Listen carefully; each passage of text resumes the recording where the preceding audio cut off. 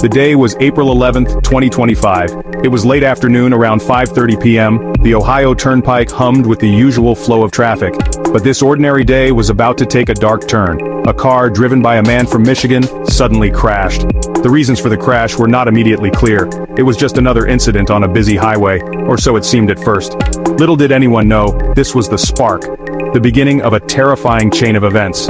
A sequence that would cross state lines and end in tragedy. An Ohio State Highway Patrol trooper was dispatched to the scene. This is routine work for law enforcement. They respond to countless accidents. They offer aid. They secure the area.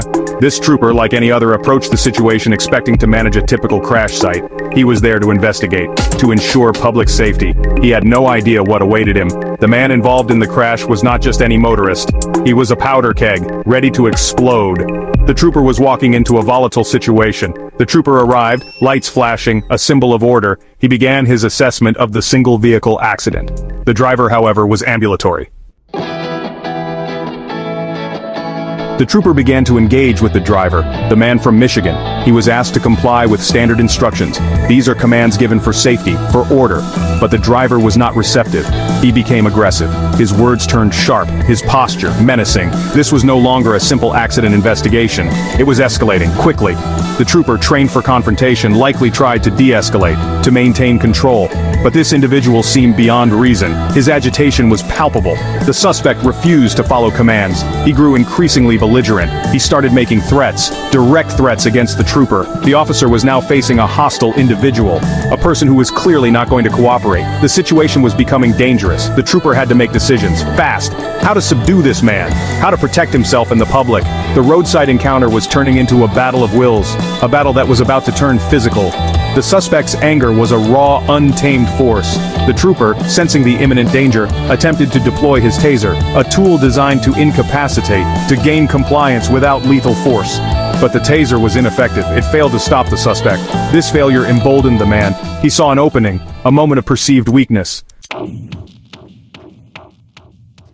The suspect didn't stay away for long. He turned. He charged back towards the trooper, like a bull seeing red. His intent was clear, pure, unadulterated aggression.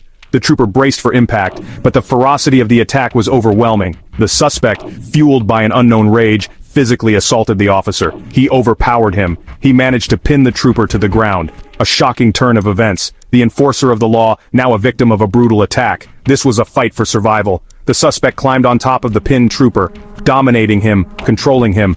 During this violent struggle, the trooper's body camera was knocked loose. An essential piece of evidence, dislodged in the chaos. The camera clattered away, perhaps still recording but no longer capturing the direct view of the assault. This moment, lost to the primary lens, would later be pieced together. But in that instant, the trooper was in a desperate situation, pinned, vulnerable, his equipment compromised, his life hanging in the balance. Bystanders witnessed this horrific scene. Civilians watching a police officer being assaulted. Some attempted to intervene, to de-escalate the situation. During the brutal assault, as the suspect pinned the trooper, he uttered a chilling threat. His words, captured by audio, dripped with menace. "Next time you touch me, you gonna die," he snarled. He repeated it. "Next time you touch me, you gonna die." This wasn't just a threat, it was a vow.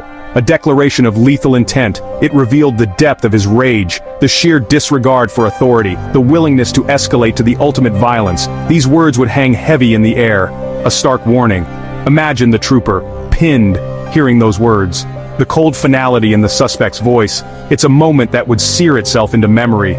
The raw hatred, the promise of death. This was not a man making idle threats. His actions backed up his words. He was already committing a serious felony, assaulting an officer, resisting arrest with violence. The verbal threat was an exclamation point on his violent outburst. It underscored the grave danger the trooper was in. He was facing someone who seemed to have no fear of consequences. This specific threat highlights the suspect's mindset. Suddenly the assault stopped. The suspect released the trooper. Perhaps the bystander's intervention had an effect, or maybe he had another plan. He got off the officer, and then, he did the unthinkable. He saw his opportunity. The Ohio State Highway Patrol cruiser, keys likely in the ignition or easily accessible. He didn't hesitate. He jumped into the patrol vehicle, the very symbol of law and order, now commandeered by a violent fugitive. He slammed the door shut, and he fled. The stolen OSHP cruiser sped away, heading eastbound, towards the Pennsylvania state line. The trooper, injured and shaken, was left behind. His vehicle, his means of communication, his weapon perhaps, all gone. Taken by the man who had just assaulted him. The audacity of the act was stunning. Stealing a police car is a brazen crime. It signals a complete disregard for the law, a desperate attempt to escape. The suspect was now a car thief, a police impersonator in a way, and a fugitive. He drove erratically. For about 11 minutes he weaved through traffic. A stolen police cruiser, lights possibly flashing, siren perhaps blaring, or maybe he drove it like a civilian car, trying to blend in before making a mad dash. He nearly crashed multiple times, endangering countless other motorists on the turnpike. His driving was reckless.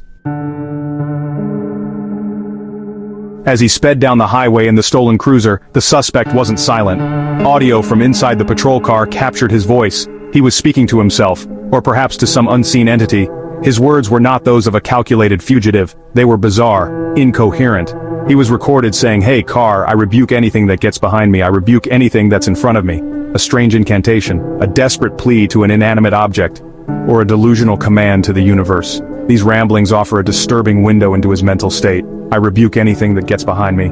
Was he talking about pursuing police officers or something more metaphysical? I rebuke anything that's in front of me. Obstacles, his own future, the words are nonsensical, yet they convey a sense of paranoia, a detachment from reality.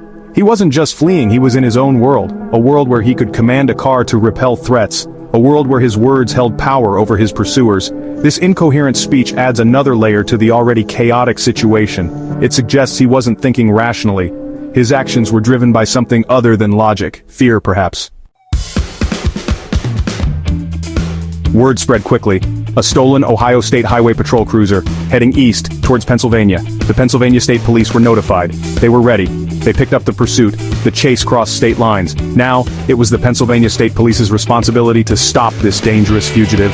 The suspect, still driving erratically, was a clear and present danger. He had to be stopped, before he hurt someone else, before he caused another crash. The stakes were incredibly high. The pursuit continued into North Sewickley Township, Beaver County, Pennsylvania. Pennsylvania State Police troopers were on his tail. They knew the risks. A high-speed chase is always dangerous. But letting him continue was not an option. They needed to end this, decisively. They employed tactics to disable the vehicle, to bring the chaotic chase to a halt. Their training, their experience, their courage, all brought to bear on this single, speeding cruiser. The suspect's desperate flight was about to be cut short. Pennsylvania State Police troopers managed to disable the stolen cruiser. They caused it to crash. The vehicle swerved violently. It careened off the roadway. It struck a barrier. The impact was severe. The cruiser, a symbol of authority, now a mangled wreck. The stolen cruiser lay mangled, overturned. The suspect was trapped inside.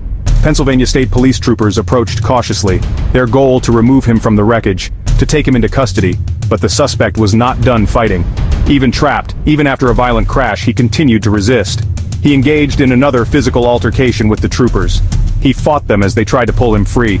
His aggression was relentless, undiminished by the crash. He was a cornered animal. This final confrontation was desperate, it was violent. Troopers struggled to subdue him, to gain control. He was still a threat, a significant threat. Despite being injured and trapped, his earlier vow, "Next time you touch me, you gonna die," might have echoed in their minds. They were dealing with someone who had already attacked one officer, stolen his car, and led them on a dangerous chase.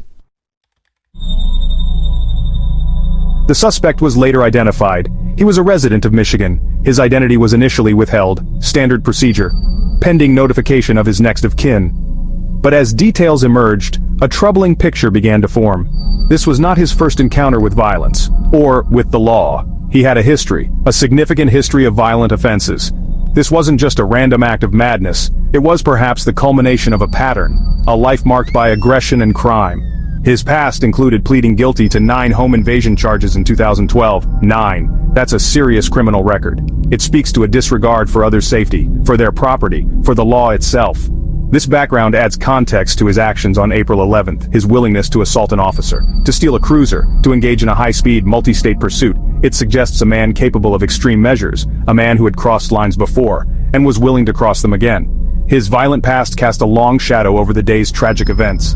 The Ohio trooper who was initially attacked received medical attention. He was treated for minor injuries, and thankfully, released from the hospital.